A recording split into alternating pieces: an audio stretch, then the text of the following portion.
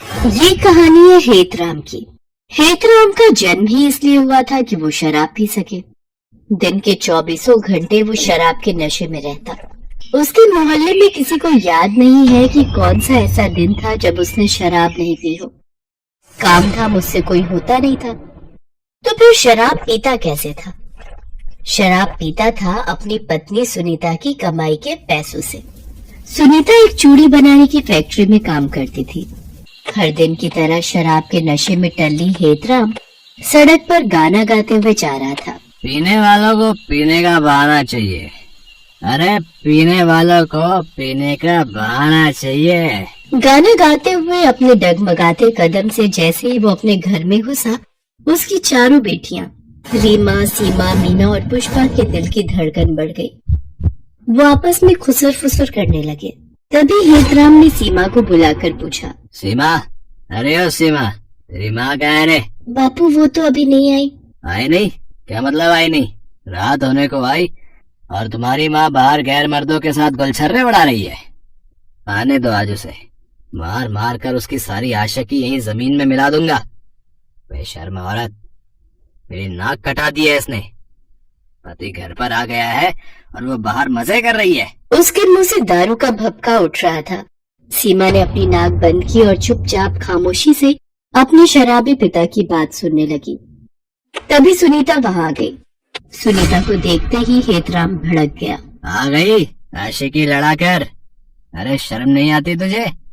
घर में 4 बेटियां हैं और तू दूसरे के साथ मुंह काला किए फिरती है। ये सब आप क्या कह रहे हैं? आपका दिमाग खराब हो गया है क्या? मेरा दिमाग खराब हो गया है? बदतमीज औरत है, मेरा दिमाग खराब हो गया? इतनी रात तक तू कहाँ थी? काम पर गई थी, आपको पता नहीं है? चल बड़ी आई काम की धौंस देने वाली। ये बता इतनी रात क्यों हो गई? 100 बार बोल चुकी हूँ, काम बहुत है। अभी त्योहार आने वाले हैं, ज्यादा काम करना पड़ता है और इसके ज्यादा पैसे भी मिलते हैं, तभी तो घर चलता है। नहीं तो सारी कमाई तो आपकी शराब में चली जाती है। खुद तो कुछ करते नहीं, बीवी करे तो फालतू की बातें बनाते रहते हो। पत्नी के मुंह से ये बात सुनकर हेतराम को मिर्ची लग गई। उसने गुस्से में अपनी 8 महीने की गर्भवती पत्नी के पेट पर जोर से लात मार दी। वो जमीन पर गिर पड़ी और दर्द से करा उठी।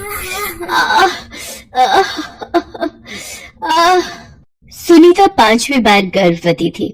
सुनीता तो पहली बेटी के बाद ही और बच्चे नहीं चाहती थी, लेकिन हेतराम को एक लड़के की चाहत थी। तू मुझे मत बता कि और बच्चे पैदा करने की नहीं। मर्द हूं मैं तेरा। मर्द की जो मर्जी होती है वही होता है और उसी में औरत का भला भी होता है। इसलिए अपनी जबान बंद रख और मर्द की बात सुन। अगर नहीं सुनेगी तो तेरी इस बेटी को रेल की पटरी पर फेंकाऊंगा, समझी? बेचारी सुनीता क्या करती? अब इस बात को कौन सी माँ बर्दाश्त करती कि उसके बच्चे को कोई रेलवे ट्रैक पर फेंकाए। हेतराम की धमकी ने सुनीता को एक बच्चा पैदा करने वाली मशीन बना दिया और एक लड़के की चाहत में सुनीता ने 4 लड़कियों को जन्म दे दिया और वो 5वीं बार भी गर्भवती हो गई थी। सुनीता दर्द से करा रही थी, लेकिन हेतराम को उससे कोई फर्क नहीं पड़ता था। वो तो अब भी नशे में बड़बड़ाए जा रहा था। जबान चलाती है, हैं? मेरे सामने जबान चलाती है? अरे शुक्र मना मेरे जैसा सीधा साधा पति तुझे मिला है, नहीं तो तेरी इस बदजबानी पर तेरी जान ले लेता। ये कहकर उसने फिर से उसके पेट पर मारने के लिए अपना पैर उठाया। ये देखकर चारों बेटियां भागती हुई आई और अपने पिता के आगे रो रो कर और गिड़गिड़ा कर कहने लगी, बाबा बाबा माँ को छोड़ दो, भगवान के लिए माँ को छोड़ दो। अगर आपको मारना है तो हम सभी का गला घोट दो, क्योंकि आपको हमसे दिक्कत है ना। आप हमें मार दो लेकिन माँ को छोड़ दो। अपनी माँ का बचाव करती बेटियों को देख नशे में धुत हेतराम ने कहा, जान से मार दो? अच्छा ठीक है, जान से ही मार देता हूँ आज तुम लोगों को, ठीक है। उसके बाद उसने कोने में रखे झाड़ू से चारों बेटियों को तब तक मारा जब तक वो थक कर चूर नहीं हो गया। उसकी बेटियां दर्द से कराहती रही, लेकिन उसके अंदर तो दिल था ही नहीं। ना जाने कितनी बार उस जालिम ने अपना जोर अपनी पत्नी और बेटियों पर दिखाया था। कुछ दिन और बीते। एक रात सुनीता को प्रसव पीड़ा शुरू हो गई। पेट में बहुत दर्द हो रहा है जी।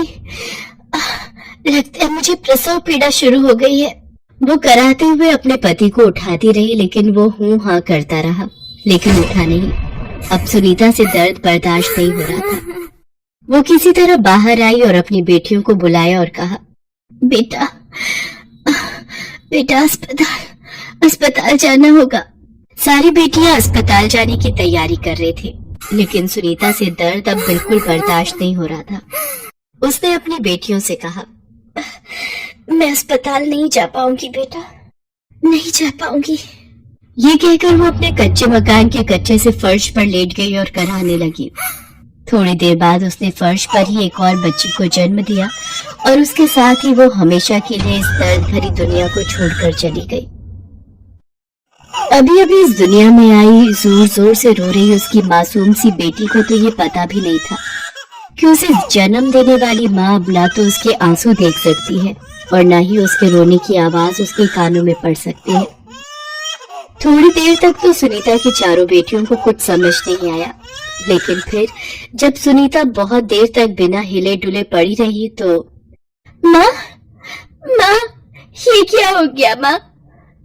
दीदी माँ मर गई दीदी। सीमा और रीमा भागकर अपने पिता को माँ की मौत के बारे में बताने गए। बापू माँ हिलजुल नहीं रही है, देखो ना क्या हो गया उन्हें। लेकिन उस रात हेतराम भी नहीं उठा, वो भी सो गया सदा के लिए। शराब ने उसे इस बार वो नींद दी जिस नींद के बाद कोई नहीं जागता। एक ही रात में 5 बच्चियां अनाथ हो गईं। नन्ही सी अभी अभी इस दुनिया में आई मम्मी भूख के मारे रो रही थी, लेकिन घर में कुछ था कहाँ जो उसे मिलता। किसी तरह सीमा पड़ोस से थोड़ा दूध मांग कर ले आई। उसने उस मासूम को दूध पिला दिया, वो सो गई। उसके बाद सभी बहनें अपने माता पिता का अंतिम संस्कार करने शमशान घाट पहुंची। माँ, बापू, सभी ने उनका अंतिम संस्कार किया। जब वो अंतिम संस्कार कर घर लौट रही थी तो जोरों की बारिश शुरू हो गई। बारिश इतनी भयंकर थी कि ऐसा लगा कि उस बारिश में सब खत्म हो जाएगा, और खत्म हुआ भी। माँ बाप तो उन 5 बच्चियों के चले ही गए थे। उनके घर पर पिछली गर्मी में उनका कच्चा मकान जलकर खाक हो गया। चारों बहनें जब घर पहुंची और अपने घर का ये हाल देखा, भगवान हमें क्यों छोड़ दिया?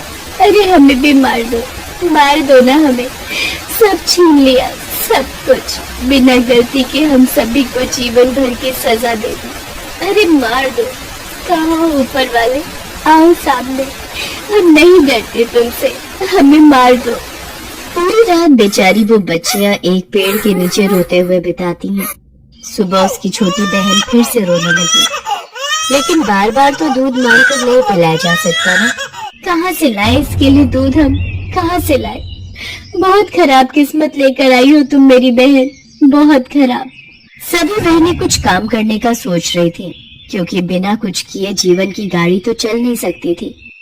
और उसी की तलाश में अपनी छोटी बहन को गोद में उठाए वो चली जा रही थी। तभी उनकी नजर रास्ते में घायल अवस्था में पड़ी गाय पर गई। ऐसा लगता था कि किसी गाड़ी वाले ने उसे टक्कर मार दी है। चारों बहनें उस गाय को देखकर दुखी तो बहुत हुई, लेकिन वो क्या कर सकती थी। उन्होंने उसे देखकर भी अनदेखा किया और आगे बढ़ने लगी। तभी वो गाय जोर जोर से रंभाने लगी। ऐसा लगा कि वो उन्हें कह रही हो कि मेरी मदद करो। चारों बहनों के पैर अनायास ही रुक गए। पुष्पा, पता नहीं मुझे ऐसा क्यों लगा कि ये गाय रंभाकर हमसे मदद मांग रही है। मुझे भी ऐसा ही लगा दीदी। चारों बहनों ने गाय की खूब सेवा की। अपने फटे चिटे कपड़े से ही थोड़ा कपड़ा फाड़कर उसके घाव पर बांधा। भूखी प्यासी वो बहनें उस गौ माता की सेवा करने लगी और फिर थक हार कर सो गईं। और जब उनकी नींद खुली तो उन्होंने देखा कि उनकी सबसे छोटी बहन गाय के बगल में चुपचाप लेटी हुई है और गौ माता उसे अपना दूध पिला रही है। चारों बहनें गौ माता के इस उपकार को गौर से देखने लगी और मन ही मन उनका धन्यवाद करने लगे। दीदी, गौ माता ने हमारी सारी चिंता ही दूर कर दी। अब मुन्नी को दूध की कोई दिक्कत नहीं होगी। मुन्नी दूध पीकर फिर सो गई। तब गौ माता फिर से जोर जोर से रंभाने लगी, जैसे उन सारी बहनों को शुक्रिया कह रही। गौ माता अब चारों बहनों के साथ ही रहने लगी। बहनों ने रोजी रोटी चलाने के लिए गौ माता के दूध से चाय बेचने का व्यापार शुरू किया। गौ माता के दूध से बनी चाय इतनी स्वादिष्ट होती कि इस चाय का स्वाद तो अद्भुत है। मैंने सच में ऐसी चाय आज तक नहीं पी। धीरे धीरे उनकी दुकान खूब चलने लगी। थोड़ा समय और बीता। अब उन बहनों ने गाय के दूध की मिठाइयाँ बनाकर बेचनी शुरू कर दी और वे मिठाइयाँ भी लोगों की जबान पर ऐसी चढ़ी कि जो भी एक बार उनकी दुकान की मिठाई खाता वो बार बार उनकी दुकान पर आता। धीरे धीरे कर उन बहनों का संघर्ष कम होता गया और गौ माता की कृपा और अपनी मेहनत से वे कामयाबी की नई नई मंजिल पाती गई।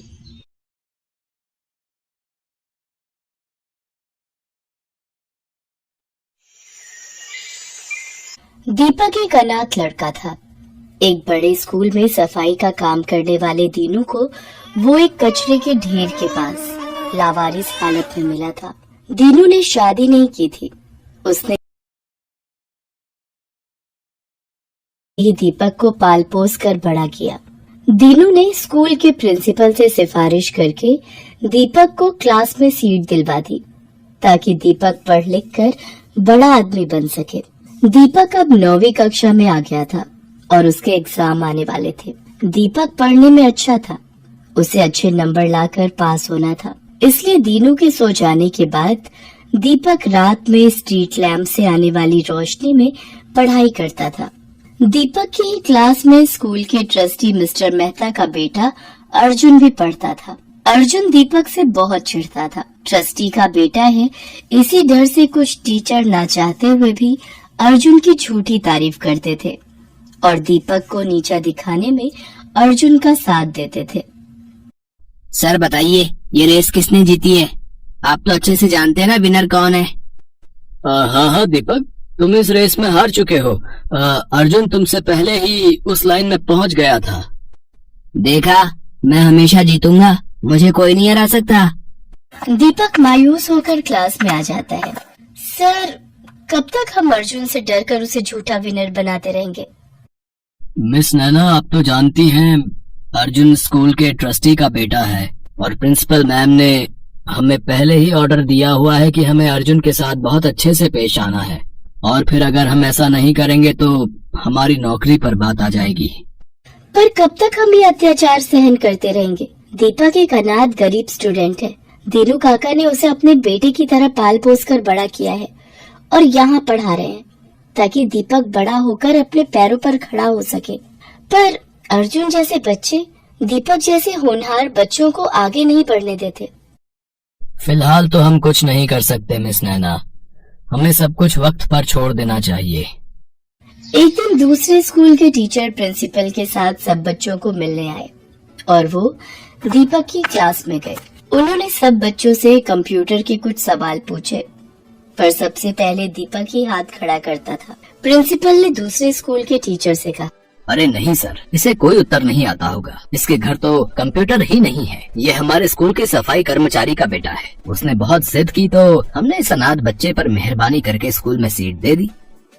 नहीं सर, मुझे सचमुच इस प्रश्न का उत्तर आता है। मैंने इसके बारे में पढ़ा है।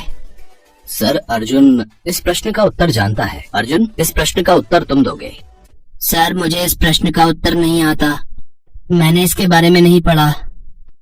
सर, मुझे पता है, क्या मैं उत्तर दूं? हाँ बेटा, तुम उत्तर दो। दीपक का उत्तर सही था। दूसरे स्कूल के टीचर के साथ साथ स्कूल के सभी बच्चे दीपक के लिए तालियां बजाते हैं। प्रिंसिपल सर बिल्कुल चुप थे। अर्जुन इस बात में अपना अपमान समझता है और दीपक से बदला लेने की योजना बनाता है। मुझे इस दीपक का कुछ करना ही होगा और मुझे पता है ये स्कूल से कैसे निकलेगा। दीपक की परीक्षा आने वाली थी। वो परीक्षा के लिए बहुत मेहनत कर रहा था। अर्जुन स्कूल के गार्ड को धमकाकर अगले दिन होने वाली परीक्षा का पेपर चुरा लेता है और दीपक के स्कूल बैग में रख देता है और जाकर प्रिंसिपल सर को भड़का देता है। आइए सर, मैंने अपनी आंखों से दीपक को कल होने वाले एग्जाम पेपर की चोरी करते देखा है। अगर आपको यकीन नहीं हो रहा तो आप गार्ड से भी पूछ सकते हैं। गार्ड से पूछने की जरूरत नहीं है, अभी हम दीपक का बैग चेक कर लेते हैं। अर्जुन तो पहले ही दीपक के बैग में एग्जाम के पेपर रख चुका था। दीपक के बैग में एग्जाम पेपर मिल जाता है। सर मुझे नहीं पता ये पेपर मेरे बैग में कैसे आया। मैं इसके बारे में कुछ भी नहीं जानता। मेरा विश्वास कीजिए सर। जाकर दीनू को बुला कर लाओ। हमें इस दीपक जैसे स्टूडेंट को अपने स्कूल में 1 सेकंड भी नहीं रखना। अगर ये इस स्कूल में रहा तो हमारे और भी बच्चे चोर बन सकते हैं। सर मेरा दीपक चोरी नहीं कर सकता। ये ऐसा नहीं है, मेरा विश्वास कीजिए। बाबा मैंने चोरी नहीं की। मुझे नहीं पता मेरे बैग में ये पेपर कहाँ से आया। मैं कुछ नहीं सुनूंगा। मैंने तुम पर तरस खाकर कि चलो अनाथ बच्चा पढ़ लिख जाएगा, इसलिए स्कूल में एडमिशन दिया। पर दीनू शायद इस बच्चे में संस्कार नहीं आ पाए। आखिर है तो अनाथ ही, और तुम भी तो मामूली सफाई वाले हो। हमें सब पता है ये गरीब बच्चे चोर ही बनते हैं। बड़े स्कूल में पढ़ने की इनकी औकात नहीं है।